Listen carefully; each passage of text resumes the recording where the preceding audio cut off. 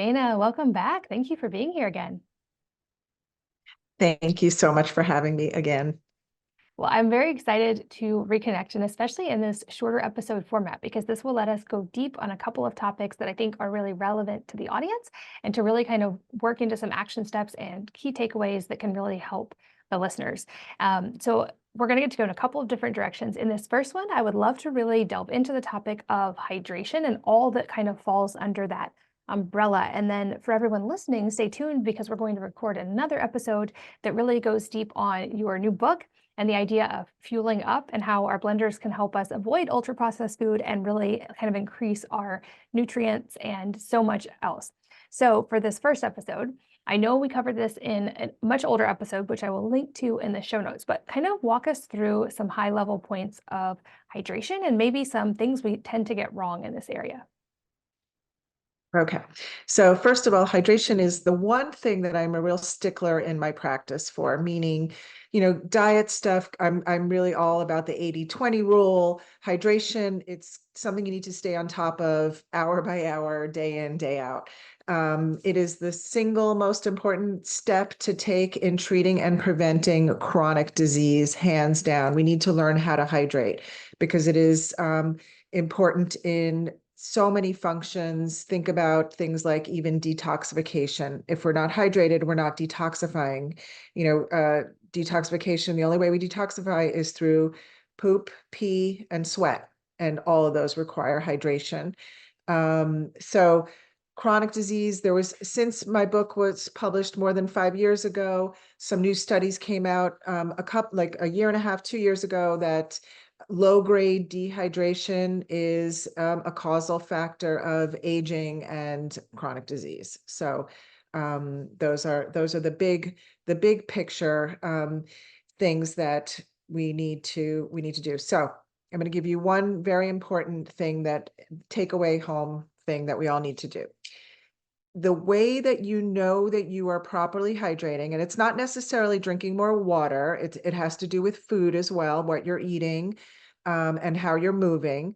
But the way that you know that, because we don't have a simple test, the way that you know that is by looking at your urine output. So we are meant to pee every 2 or 3 hours while we're awake. And my suggestion is do a little hashtag box as you're sitting around all day and count how many times you're peeing all day. I know myself, I've sat at my desk 8 hours and I've not peed all day long, which is a mistake. So if you're not peeing every 2 or 3 hours, you're not well hydrated. I feel like that's a helpful rule because we seemingly all these things circulate of like take your body weight and do some sort of calculation, and then it's based on ounces, and then but then there's all these caveats and about what if you drink caffeine and what if you exercise, and or I've seen stats like if you live in a hot climate or use the sauna often or exercise a lot, that you can lose more sweat and minerals in a short span of time than a lot of people could if they're sedentary throughout their whole lifetime. So it seems like there's a lot of confounding variables that it seems like it can get really complicated if we try to get like mathematical about it. So it seems like that kind of general rule of like pay attention to your body and adjust as needed. Yes. Yes, we're all cut off from our heads down. So paying attention to your body is also super key. Thirst, by the way, is an overt sign of dehydration. It's not just a little signal like, oh, I need to drink. You're overtly dehydrated if you're thirsty. So it's not a great signal. And all of those things you mentioned, yes, there are some people who can drink 1 glass of water a day. And there's some people who need 8 glasses of water a day. It's so individualized. So you can't, all of those things can be, you don't need to look at, as long as you're looking at your urine output, and then you'll know if you're dehydrated or not. Even the color of your urine turns out is not to be a great marker of dehydration. It's okay. And drink, if you twisted my arm and you needed a number, like how much do I need to drink, I have to know, then I guess a better example would be half your weight in ounces of water. That's okay, but it's still not great, because you can't take a 6'2" athlete who's sweating and exercising versus a 5 foot sedentary person and give them the same thing. The other thing is, think about this. If you're on like a ketogenic diet even, or a very low carb diet, that's a dehydrating diet. It's a diuretic. We know that. So I tell people, if you're doing that, maybe 75% of your weight in ounces is a better, arm twisting number that I have to give you in order to do that. So different for everybody, many confounding factors. And I think the easiest and best thing to do is just look at your urine output. And I love that you said that there's no detox without adequate hydration. I feel like that's really important to focus on, because one thing I've said in the past is it's easy to get sucked into these kind of like trendy detox ideas of cleanses and supplements and all these things we can take, but the body is naturally designed to be able to detox itself effectively as long as we give it the proper inputs to do that. And it sounds like hydration is one of those really important ones that's easy to get off on if we aren't really like aware of it and paying attention to it. It also sounds like, but I would love to confirm or deny this, that there's potentially more risk of if we're not drinking enough water than if we're drinking slightly too much water. So is it better to err on the side of a little bit more if we're unsure, or are there also risk of if we drink too much water? I know there's an extreme, if we drink extremely too much water, there's kind of risk, but what about just like slightly more than we need? Great question. Yes, definitely. You can err on the side of caution and drink slightly more. But I will tell you, almost every single week, I see people who have low sodium, low chloride because they're drinking too much water so that they're flushing out their electrolytes. It's extraordinarily rare that somebody can have seizures, like, for example, from too much water. It happens. It happened to Brooke Shields recently. You can read about it. She was drinking all this water, preparing for a Broadway show, and ended up having a seizure, so yes, it can happen, extraordinarily rare, but with this gallon water challenge that's going around, that's scary to me, drinking a gallon of water a day.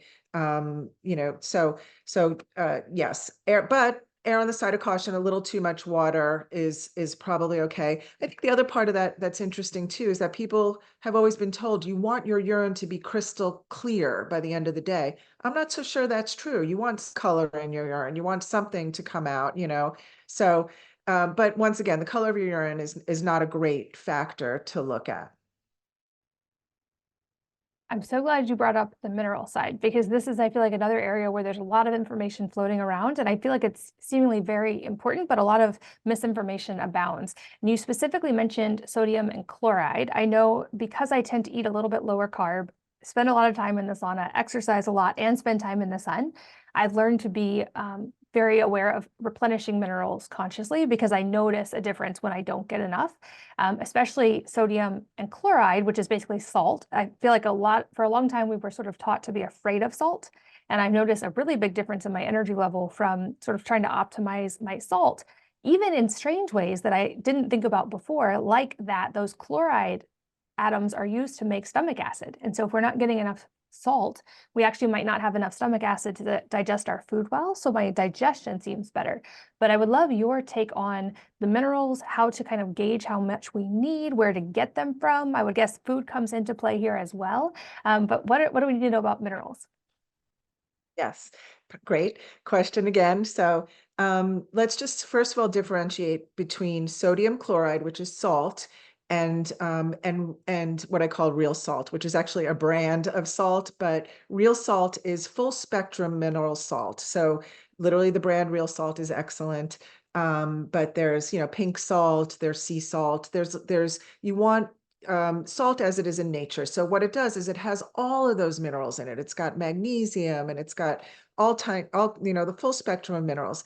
Much better way of getting your electrolytes than just plain table salt, and the sodium that's so astronomically high in, for example, canned soup and those kind of things. We don't want that, right?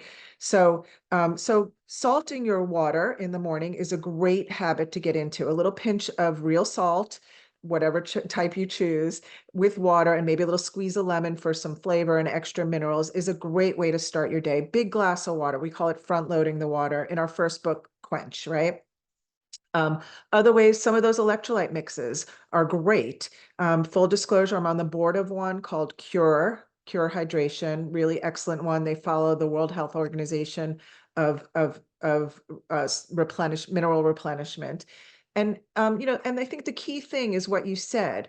I can't tell you how many people say, I feel better when I do an electrolyte replenishment. They feel more energy. They feel better, clearer thoughts, so that alone is worth its weight in gold.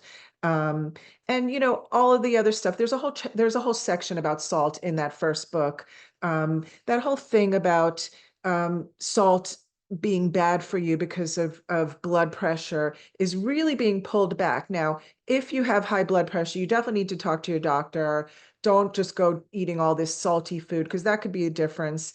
But I think a little bit of salt, we've pulled back too hard on so many people. So a lot of the electrolyte mixes are great. You want to just look for things like, fake colorings, even, and some of the electrolyte drinks, like, I don't want to mention names, but the ones that are neon pink and have all these added colorings and even fake sugars you don't want in them, especially things like saccharin and that kind of thing. So you want to look for more natural ones, and there's some great ones on the market.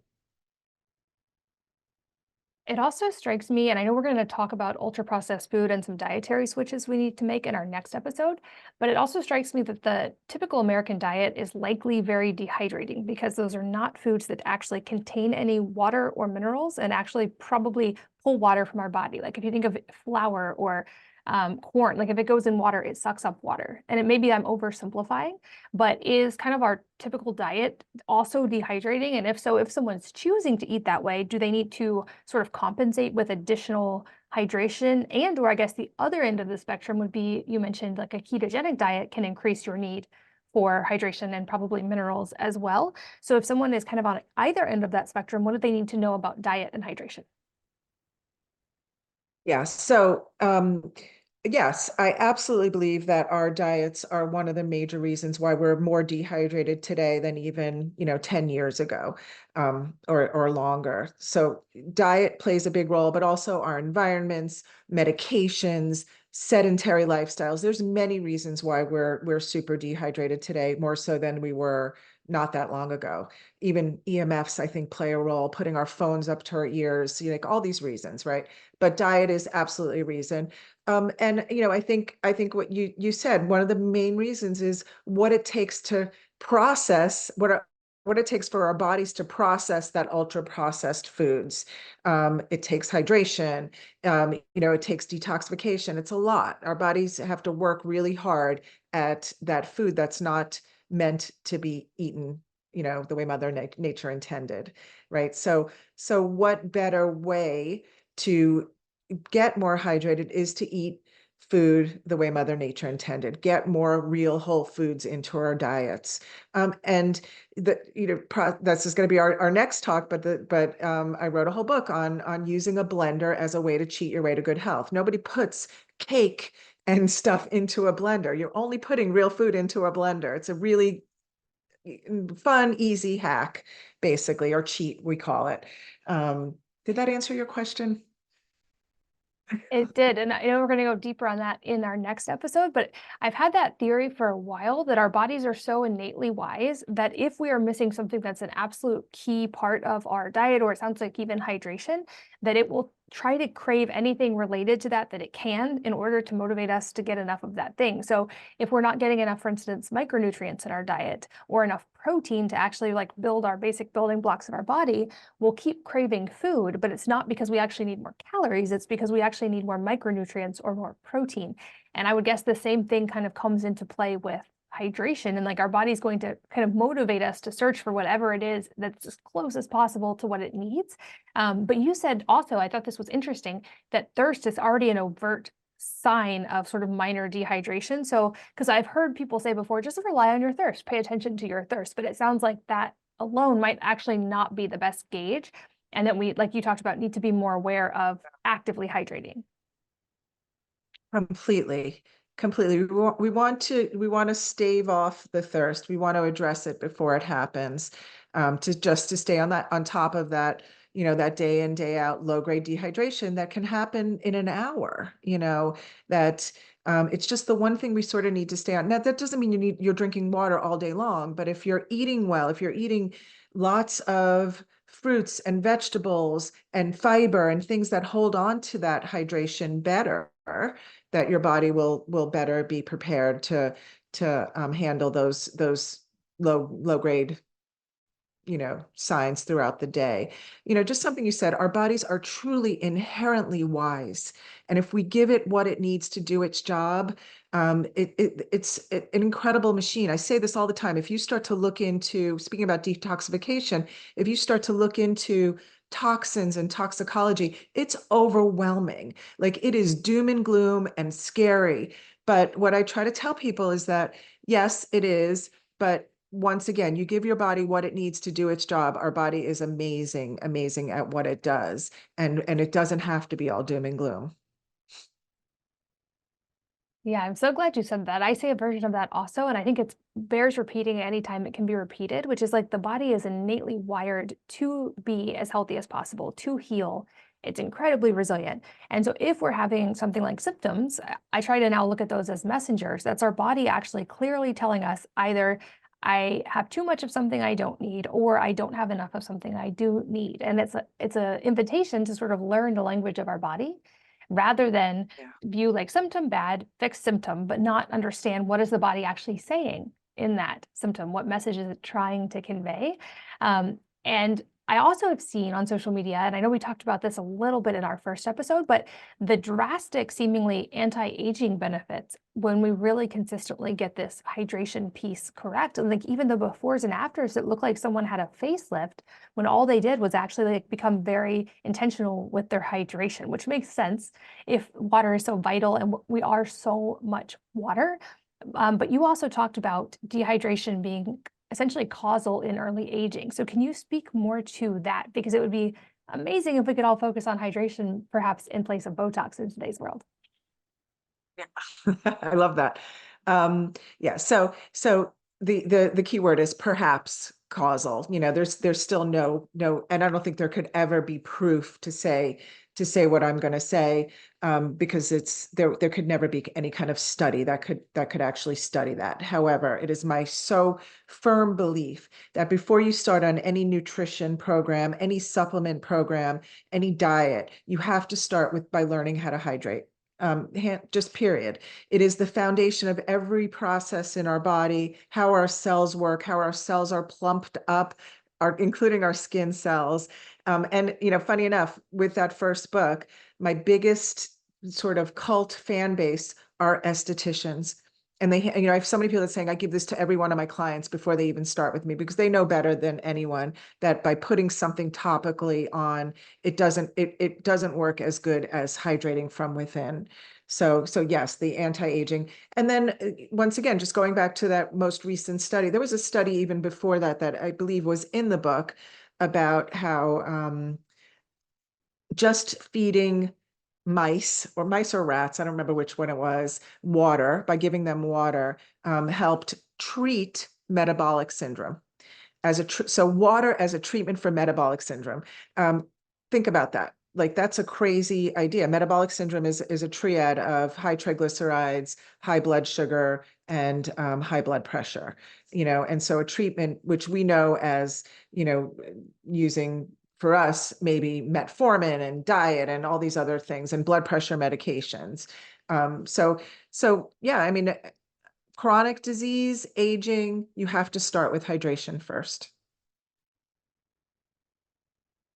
That was such a great explanation. What about timing? Are there any things related to timing? Like, does the body need more or less or absorb at certain times of day better? Like you talked about the morning hydration. That's become a habit for me, is having a quart-sized mason jar on my nightstand with minerals and sometimes lemon or chlorophyll or all kinds of things in it, just so it's there before I go anywhere else I hydrate. But are there any things like that we can kind of make note of when during the day it's important to hydrate, or around exercise, is it more important, or anything like that?